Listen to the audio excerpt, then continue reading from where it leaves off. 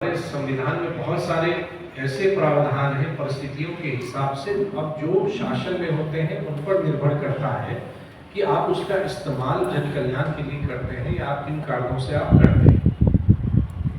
तो 75 की घटना क्यों हुई आप सब जानते हैं कि वो कहीं ना कहीं जब इंदिरा जी का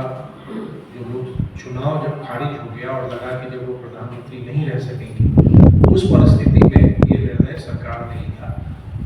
और ये कहीं ना कहीं जो समय जो परिस्थिति बनाई गई कि नहीं देश में अशांति है या अंतर्राष्ट्रीय तत्व भी बाहर के देश के लोग भी तत्व भी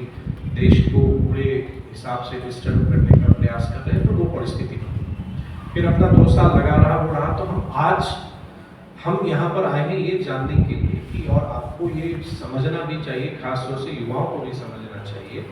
कि उस समय के कांग्रेस में और आज के कांग्रेस में क्या कुछ अंतर आया है या दोनों उनकी सोच वैसी ही।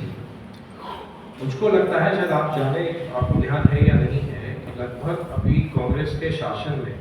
75 बार संविधान में संशोधन किया गया, 75 बार।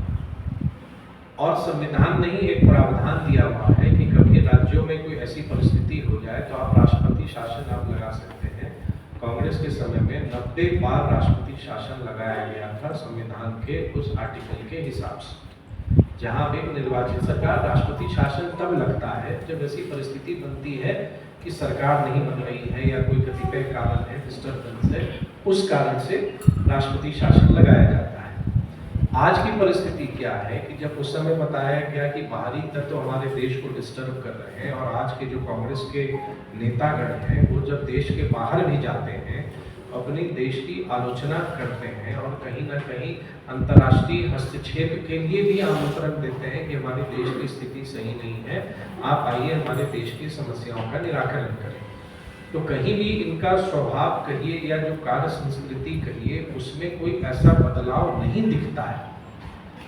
झूठ या असत्य या फरेब का कैसा है, 3 उदाहरण हम आपको देते हैं कि किस तरह की बातें रखी गई।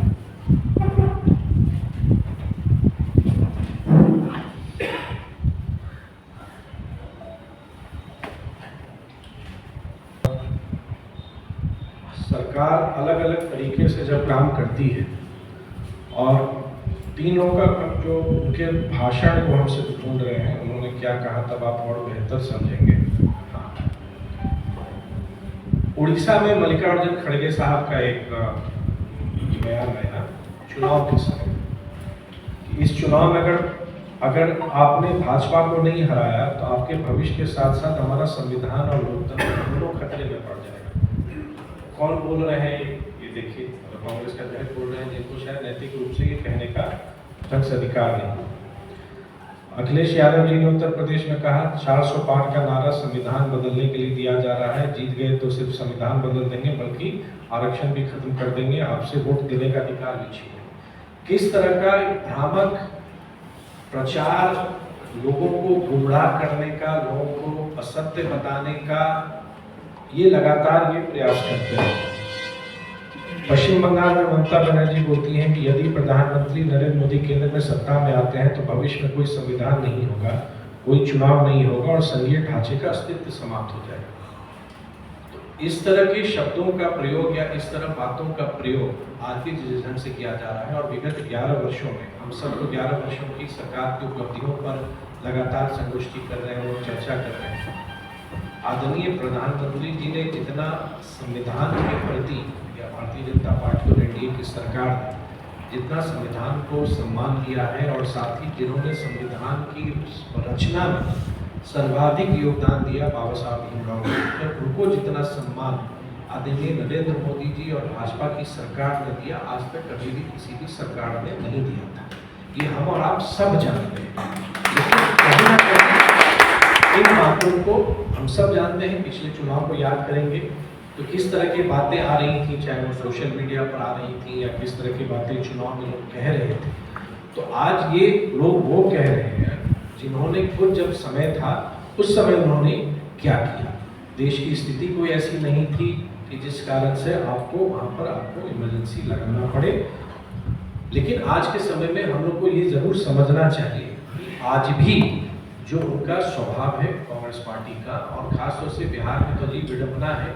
कि जो लोग उस समय लड़ रहे थे आज वही उनके साथ होके उनके साथ में पूरे राज्य में और देश में गठबंधन बना के वो राजनीतिक कार्य कर रहे हैं। तो ये कहीं ना कहीं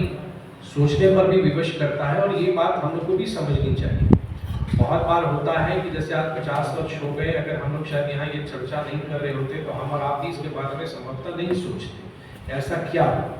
उस समय क्या क्या हुआ, क्या घटनाएं हुई, तो जिक्र उपेंद्र जी ने भी किया यहाँ पर, वो एक विषय है। साथ ही साथ हमको ये भी सोचना चाहिए कि इस 50 वर्ष की यात्रा में आज हम किस परिस्थिति में हैं। आज हमारा देश, जब हम